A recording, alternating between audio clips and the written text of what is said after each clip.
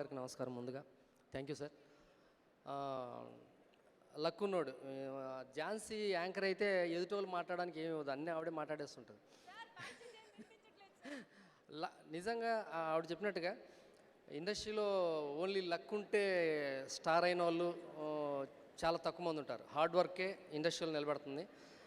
ఒక హీరో దాదాపు 14-15 సంవత్సరాలు హీరోగా ఇండస్ట్రీలో నిలబడ్డం అన్నది ఓన్లీ లక్ వల్ల అయ్యే పని కాదు, హార్డ్ వర్క్. నేను మా విష్ణుబాబుతో 2 సినిమాలు చేశాను. తన కామెడీ టైమింగ్ కానీ తన హార్డ్ వర్క్ కానీ నాకు బాగా తెలుసు.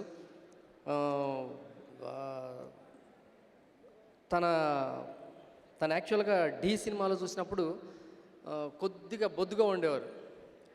అది చూసి చాలా మోహన్ బాబు గారు ఫిజిక్ కటౌట్ వేరు, విష్ణుబాబు అంటే కొంచెం బబ్లీగా ఉన్నాడు ఎట్లాగా. ఆ తర్వాత నేను దేనికేంటంటే సినిమా చేద్దామని ఆయన్ని కలవటానికి వెళ్ళాను. చూస్తే కరెక్ట్గా ఇప్పుడు ఒక 25 ఏళ్ల క్రితం మోహన్ బాబు గారు కటౌట్ ఎలా ఉందో అలా ఉన్నారనమాట. So that is the hard work.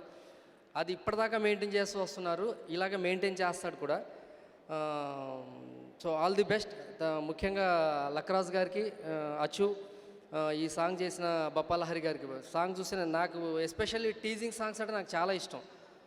ఒక అమ్మాయి వెంట అబ్బాయి పడుతూ పాడుకోవడం అన్నది ప్రతి కుర్రాడి మనసులో ఉండే కోరిక అది. సో ఇమ్మీడియట్గా ఆడిటోరియానికి కనెక్ట్ అయిపోద్ది. అందువల్ల నేను చాలా ఇష్టపడతాను ఇట్లాంటి పాటలు. సో వెరీ నైస్, చాలా బాగుంది. కంపోజింగ్ కూడా చాలా బాగుంది. సో ఆడియో హిట్ అన్న విషయం అర్థమైపోయింది నాకు. So all the best music directors first. తర్వాత డైరెక్టర్ రాజ్ కిరణ్, తను ఫస్ట్ సినిమా చాలా పెద్ద హిట్ తీశారు, గీతాంజలి. సో ఇంకా నేను 2వ సినిమా కూడా చూశాను, చాలా బాగుంది ఆ సినిమా. హ్యాట్రిక్, ఈ సినిమా హ్యాట్రిక్ కొట్టాలి.